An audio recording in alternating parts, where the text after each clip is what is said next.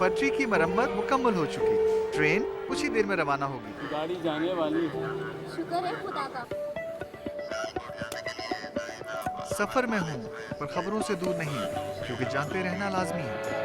तो अभी अपना फोन उठाइए और समा SMS न्यूज अलर्ट्स हासिल करने के लिए SA टाइप कीजिए और भेज दीजिए 8125 पर।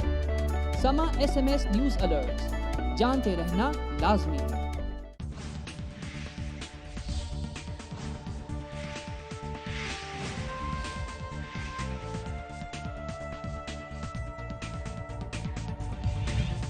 हर घर में जहाँ पे 2 लड़के पैदा होते हैं, 2 लड़कियां पैदा, ख्वाजा सा भी पैदा होना चाहिए।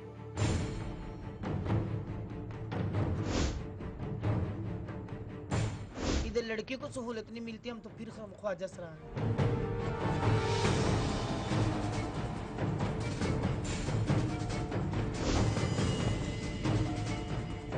मैं चाह रही थी कि मैं घर से बाहर जाऊँ, ख्वाजा सरा में जाऊँ, डांस करूँ।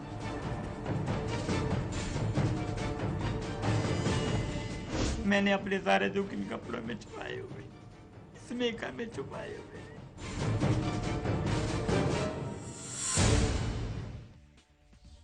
अस्सलाम वालेकुम नाज़रीन, मैं Faria Rees and welcome to news beat.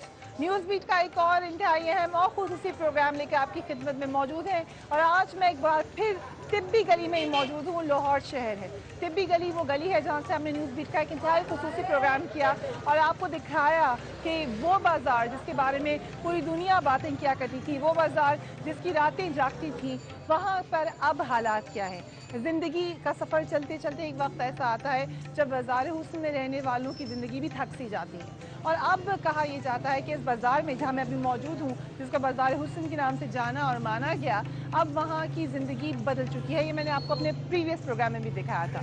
उस प्रोग्राम में एक ख़ास क्लिप था, आशी भट्ट साहिबा ने एक बात की, मैं चाहूँगी कि आप एक दफ़ा दोबारा वो सुनिए। हम लोगों की इज्जत नहीं, ये मुआशरा में अच्छा नहीं समझता है, बस और मैं कुछ नहीं कहता। आपको बुरा लगता है, रोती हैं कभी आप? हाँ, मैं रोती हूँ जब ईद होती है, कोई दिन त्योहार होता है, मुझे अपने माँ बाप बहुत याद आते हैं कि मेरी क्या लाइफ है, मेरी क्या ज़िंदगी है, अल्लाह ने मुझे क्यों ऐसा बनाया, अल्लाह ने मुझे क्यों पैदा किया। बस ईद होती है, कोई खुशी का दिन होता है, ना कोई बहन है, ना कोई भाई है, ना माँ है, ना बाप है, सर पे कोई नहीं, फिर बड़ी तकलीफ।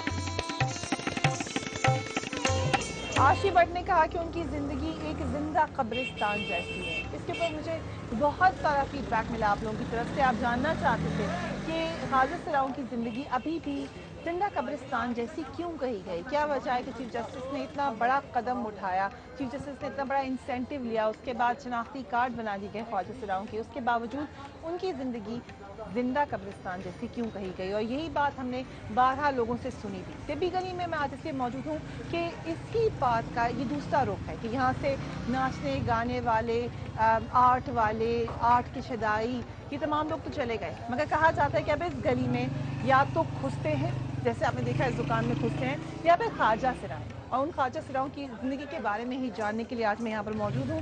मेरे साथ रहिएगा, इस खुसूसी प्रोग्राम में हम आपको दिखाएंगे कि ख्वाजा सिराओं की तिब्बी गली में ज़िंदगी किस तरीके से गुजर रही है। अब मैं जिस घर में मौजूद हूँ वैसे ही तंगो तारीख सी गली है और घर है आशी भट्ट साहिबा का, जो हमें दिखाएंगी कि ख्वाजा सिराओं की ज़िंदगी यहाँ पर किस तरीके से गुजर रही है। उन्हीं के घर में हम अभी जा रहे हैं। अस्सलाम वालेकुम, क्या हाल है आपका? बड़ी तारीफ। अच्छा, बड़ी मेहरबानी दिखा रही हैं आप। नहीं नहीं, अस्सलाम वालेकुम, क्या हाल है? कैसी है? ठीक है, बैठे। ये मेरा घर नहीं है, ये मेरा ऑफिस है। ये आपका ऑफिस है? मेरा घर तो इतना बड़ा है। तो बताए ना कि ऑफिस क्यों है यहाँ पर? यहाँ पे मेरे कारोबारी लोग यहाँ पे आते हैं ना फंक्शन के। तो आशी भट्ट साहब भाई हमारे साथ मौजूद है। आशी, जो आपने इंटरव्यू हमें लास्ट टाइम दिया था वो लोगों को इतना पसंद आया, लोगों ने कहा हम रो पड़े देखते हैं। हम ये जानना चाहते हैं आपने क्यों कहा कि आप जिंदा कब्रिस्तान है और आप लोगों की जिंदगी कैसी है? ये जिंदा कब्रें इंसान होते हैं, हम अपने घरों में नहीं रह सकते, बहन भाइयों ने अलहदा कर दिया है ना, जो प्रॉपर्टी इक्वल डिवाइड होते हैं, मेरे को शेयर नहीं मिलता है, घर वाले घर से निकाल देते हैं, तो जाहिर हम लोग ये हमारे लिए जिंदा कब्रें ही हैं। ठीक है, हम चाहते हैं कि आज अपने व्यूअर्स को दिखाएं कि आप लोगों की लाइफ कैसी है, इसलिए आपने हमें इजाज़त भी दी आने की। हम खास आए लेकिन ये मैं आपको बताऊं, ये मेरा घर नहीं है, मेरा ऑफिस है। मेरा घर तो 2 कनाल का है, ये मेरा घर नहीं है। तो ऑफिस क्यों आपने छोटा बनाया? तो ऑफिस मिला कि यहाँ पे मैं बहुत कम रहती हूँ। अच्छा, तो ये आपका ऑफिस ये है। मेरा ऑफिस। तो ऑफिस में आप सो क्यों रही हैं? तो सोती हूँ ना, जब लेट नाइट आती हूँ मैं घर में तो नहीं जा सकती हूँ। अच्छा, ठीक है। रास्ते में कोई पकड़ लेता है कि मेरे पैसे वैसे छीन लेता है, ओके, तो इस वजह से। चलिए और बताएं अपने ऑफिस के बारे में, अपनी लाइफ के बारे में साथ साथ बताएं। तो ये आपका ऑफिस और घर आपका लाहौर में ही है? हाँ, लाहौर में ही है, लेकिन बहन भाई का मुझे अभी घुसने नहीं देते हैं। मेरी लड़ाई उनसे, मेरा कोई पीछे से मेरी अम्मी फौत हो गई है, हमारा कोई झगड़ा चल रहा तो घर में अकेली रहती हैं आप? है। मैं अकेली रहती हूँ। इतने बड़े घर में अकेली रहती हाँ हैं? जी, अकेली रहती साथ कोई और नहीं रहता? हूँ। ये मेरा एक लड़का है, काम वाला है, और मैं हूँ। ये आपके साथ होते हैं। तो यहाँ पे कौन कौन है? यहाँ पे मैं अकेली रहती हूँ, 2 मेरे स्टूडेंट्स वो ऊपर रहते हैं। तो उनसे भी मिलाएंगी? हाँ, उनसे भी तो मिलूंगा। यहाँ पे आप करती क्या है? यहाँ ऑफिस पे में क्या है? प्रैक्टिस, डांस वांस की प्रैक्टिस। अच्छा, हाँ तो जी, वो तो बड़ी हमें करके दिखाएं। हाँ करूँगी अभी। तो कितने कोई टाइमिंग है उसकी हाँ, प्रैक्टिस की? सुबह 11 बजे। सुबह 11 बजे होती है। तो इस वक्त तो फिर आपका फ्री टाइम है? हाँ, फ्री तो टाइम। जिन लोगों ने जाना होता है परफॉर्म करने, वो फिर यहीं से तैयार होके यहीं जाते से हैं? तैयार होकर जाते तो अभी कोई जा रहा है? हैं। अभी आजकल तो मंदे पड़े हुए हैं, गर्मी है, शादियाँ वादियाँ कम हो रही हैं। अच्छा। हमसे बहुत कम हो रही है, इस वजह से हम लोग बहुत कम जा रहे हैं, यहीं पे रह तो रहे हैं। आपने मुझे ये भी बताया था कि शरीफ मोहल्लों में घर लेना भी बड़ा मुश्किल बहुत होता है। मुश्किल हो जाता है, ख्वाजा आसान के लिए खास तौर पे। तो इसलिए फिर यहाँ पे रहना आसान होता यहाँ है। पे रहना आसान है। तो अभी बताएं हमें कैसे काम, ये आपको कोई अवार्ड भी पड़ा हुआ है? हाँ जी, ये मुझे पिछले दिनों अल्हम्दुलिल्लाह से अवार्ड मिला है सोशल अच्छा, वेलफेयर का। हम देख लें हाँ यहाँ जी, पर हाँ अवार्ड, जी। एज एंड एक्सेलेंस परफॉर्मेंस का अवार्ड मिला है आशी साहिबा को, और वो साथ ही है, ये आपकी तस्बीह है शायद? हाँ, मैं इसके नमाज पढ़ती हूँ, तस्बीह भी करती हूँ। साथ। बिल्कुल, बहुत अच्छी बात है। तो और बताएं कुछ और, इसके अलावा आपका जो ऑफिस टाइमिंग है वो क्या होती है? हाँ जी, ये सुबह 11 बजे खुल जाता है अच्छा, और रात को 12 बजे तक ऑफ हो जाता है।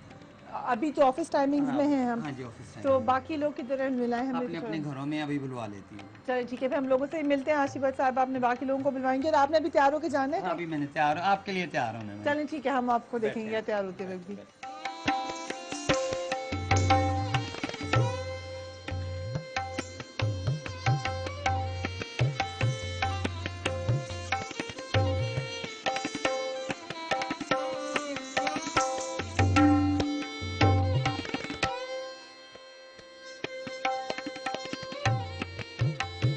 मेरे साथ मौजूद हैं आशी भट्ट, जिनको हमने थोड़ी देर पहले आपको दिखाया था जब वो कहीं थी कि मैं अपने ऑफिस में हूँ और तैयार नहीं हूँ। अब वो तैयार हो गई हैं। थैंक यू वेरी मच आशी। आप कैसे पहुँची यहाँ तक? मेरे बारे में जब मैं 15 साल की थी तो मेरे घर वालों ने मुझे घर से निकाल दिया था। जब घर से निकाल दिया हाँ, आपको? मेरा बड़ी अच्छी फैमिली से ताल्लुक़ है, बट फैमिली से बिलोंग करती हूँ, और मेरे बहन भाइयों ने मुझे घर में रखना अच्छा नहीं समझा।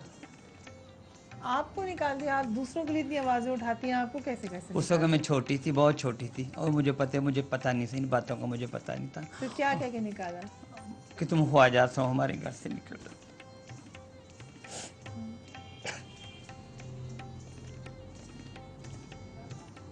किसने कहा आपको? माँ ने कहा, बाप ने कहा, किसने कहा बड़े भाई ने। कि निकल जाओ घर से?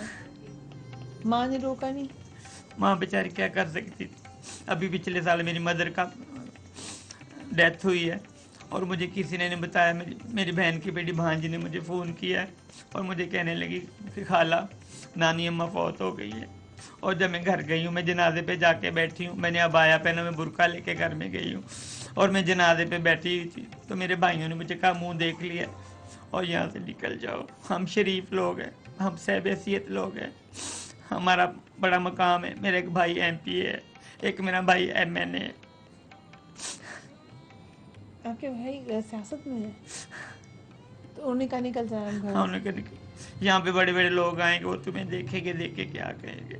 और मैं सिर्फ अपनी माँ के जनाजे पे सिर्फ 2 मिनट बैठी हूँ, उसके बाद उन लोगों ने मुझे धक्के दे के घर से निकाल दिया, क्योंकि वो लोग नहीं चाहते थे कि जो उनकी प्रॉपर्टी है वो इक्वल डिवाइड होगी, मैं उसमें से कोई शेयर ना ले लूँ। इतना दुख लेके फिर रही हैं आप, वैसे आप हंसती हैं और तैयार होती हैं, डांस करती हैं। मैंने अपने सारे दुख इन कपड़ों में छुपाए हुए, इस मेकअप में छुपाए हुए, इसलिए मैंने आवाज़ उठाई अपने भाइयों के लिए।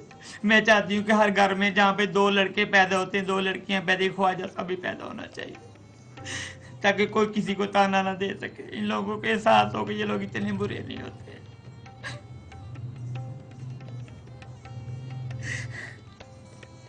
तो एक जगह पर आके हम जब अपने बहन भाइयों को नहीं समझा सकते तो हम दूसरों को कैसे समझाएंगे?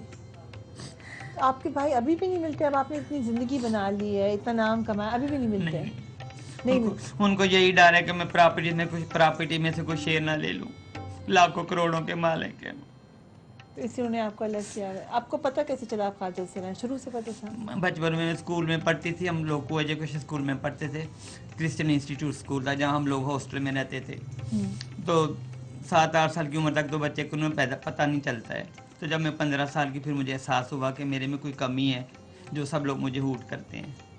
फिर मैंने मैट्रिक किया, फर्स्ट डिवीज़न में 772 नंबर थे मेरे, और विद साइंस मैंने मैट्रिक किया। फिर मैं घर फारग बैठ गई, तो ज़ाहिर है मेरी आदतें, ख्वाजा साहब वाली मेरी आदतें थी, हरकतें थी। मेरे भाई मुझे मारते थे, मेरी माँ बेचारी क्या कर सकती। फिर मेरी माँ ने कहा तुम घर से चली जाओ, ये तुम्हें मार देंगे। और उस ज़माने में इस ज़माने में बहुत फ़र्क है। मैं आज से कोई 30 साल पहले की बात कर रही हूँ, लेकिन अब तो काफ़ी मीडिया तेज़ हो गया है और कंप्यूटर दौर हो गया, लोग कुछ हमारे दुख समझने लगे हैं। उस वक्त लोग नहीं समझते थे। तो घर से निकली, पैसे थे आपके पास? मैं भाग के ख्वाजा आसरा थे, उनके पास आ गई थी। तो उन्होंने आपको पनाह दी? उन्होंने मुझे पनाह दी। क्या समझाया? घर भूल जाओ। वो जो मेरे ख्वाजा से मेरे गुरु थे, जिनके पास मैं भाग के थे, उन्होंने 10 यतीम बच्चे पाले हुए थे। उन्होंने कहा मेरे पास 10 यतीम बच्चे, यार मैं तुम्हें पाल लेती हूँ। और फिर मैं नाच गा के जब जो कुछ भी लेके आती मैं अपने गुरु को देती थी। मेरा गुरु बूढ़ा हो गया, फिर उसने 5 लड़कियों की शादियाँ की, 5 लड़कों की शादियाँ की, मेरी सारी कमाई उधर गई। तो आपका नाम क्या था? आप तो आशी, उसको क्या नाम? मेरा शुरू से मैं पैदाइशी हूँ, आशी नाम ही रखा? नुसरत आरा आशी भट्ट। नुसरत। तो आपको लड़की समझे थे हाँ आपके जी, घर वाले? हाँ जी। और उसके बाद पता चला कि नहीं, काजल से हाँ है। जी, जी। तो आपके भाई अभी भी नहीं बात करते आपसे? मेरी माँ को फौत हुए 1 साल हो गया, आज तक कभी मेरे भाई ने कभी किसी ने मुझे फ़ोन नहीं किया, कभी मुझे नहीं पूछा तुम किन हालात में हो। मुझे अक्सर टीवी पे देखते हैं, अखबारों में देखते हैं, और अभी भी कहते हैं कि ये मर जाए तो अच्छा है। तो आपकी बेटी भी आपने कहा कि आपने पाली? हाँ लेके जी, पाली? हाँ जी। ये वाली बेटी आपकी ये जो मैं बीजी से कपड़े लेती थी। हाँ। तो इनकी बेटी थी, ये बीमार है, एनी इनका नाम। किसकी बेटी थी? ये बीजी हमारी ड्रेस डिजाइनर उनकी बेटी है उनकी ये? बेटी है। अच्छा। तो मैं उनसे कपड़े सिलवाए, उनसे मैं कपड़े लेने गई तो वो रो रही थी। हाँ। तो मैंने कहा बीजी आपको क्या हुआ, आप इतनी नामी ग्रामी औरतें, इतने पैसे आपके, आप इतनी अमीर और आप क्यों रो रही हैं? हाँ। तो मुझे कहने लगी आशी ये मेरी बेटी है, बीमार रहती है। तो मैंने अपना दुपट्टा फैलाया कि आप इसको मेरी गोद में दे दें, और उसने दे दी? उन्होंने बेटी मुझे दे दी। उसके बाद ना ये बीमार हुई है, इस बात को 15 साल हो गई, इसकी शादी भी होगी, अब बिल्कुल ठीक ठाक रह रही है। ये तो बड़ी आपने इंटरेस्टिंग सी बात हाँ। बताई। कभी बेटी तो नहीं आपसे कहती कि आपको क्या मसला है? मेरी बेटी इतनी अच्छी, मेरे पाँव छू के जब भी कहीं जाती मेरे पाँव चूमती है, मेरी जूती चूमती है। बेटी हालांकि आपने- मैंने इसको जन्म तो नहीं दिया, लेकिन फिर भी मेरी ऐसे के जैसे मैंने इसको अपनी कोख से निकाला हुआ है। तो ये कैसा है? आपको अजीब नहीं लगता जो अपना खून है वो आपको धुतकार देता है, और जो कहीं और से लेके पाला है वो तो आपको ये तो गायब सदियों से चला आ रहा है। हम्म। तो आपके साथ जो लोग हैं उनमें से अक्सर लोग ऐसे ही हैं जिनको घर वाले नहीं सब लोग काटते। दुखी हैं तो अपने घरों से निकलते हैं। अगर इनको अपने घर में एक्सेप्ट किया जाए, या लोग अपने घरों से कभी भी ना निकलें। तो कैसे समझाएं? आपकी तो अपनी कहानी इतनी खतरनाक है, कैसे समझाएंगे लोगों को? अभी मैंने आवाज़ उठाई है, तो इंशाल्लाह मैं कुछ करके छोड़ूंगी। तो माँ से कब बात की? जब निकल गई घर से, फिर कभी माँ से नहीं मिली? माँ, मैं 15 साल की उम्र घर से निकल आई थी। माँ से मेरी कोई 10 साल बाद दोबारा बात हुई, वो भी किसी को मैंने मिला के मैं अपनी माँ को मिली, फिर मैं अपनी माँ को मिलती थी। लेकिन मरने से 1 महीना पहले मेरी माँ मुझे कहती होती थी कोई घर ले लो, किराए पे रह रही हो, तुम्हारे पैसे हैं, तुम घर ले लो, मेरे पास 70-80 लाख रुपया जमा हुआ है, तुम घर ले लो, तुम घर ले लो। पता नहीं उन्होंने मर जाना था, मैंने कहा अम्मी ले लूँगी, अभी मुझे ज़रूरत नहीं है। तो आपकी अम्मी के बगैर आपको याद नहीं आती थी माँ? मुझे जब मेरी आती माँ थी? बहुत याद आती है। जब माँ नहीं मिलती थी तब, जब वो जिंदा थी तब भी नहीं मिल मैं सकी? फ़ोन पे बात कर लेती, मेरे दिल को सुकून हो जाता था। लेकिन जब से मेरी माँ मरी है, मुझे ऐसे लगता है कि मेरे सर से कुछ चीज़ उतर गई है। मेरी माँ जिंदा, चाहे मैं अपनी माँ को नहीं मिलती थी ना, तो मुझे एक आस होती थी कि मेरी माँ जिंदा है, मेरे से फ़ोन पे कभी कभी बात कर लेती थी। अब जब से मेरी माँ मरी, ऐसा लगता है जैसे मैं दुनिया में अकेली हो गई हूँ, मेरा कोई नहीं है।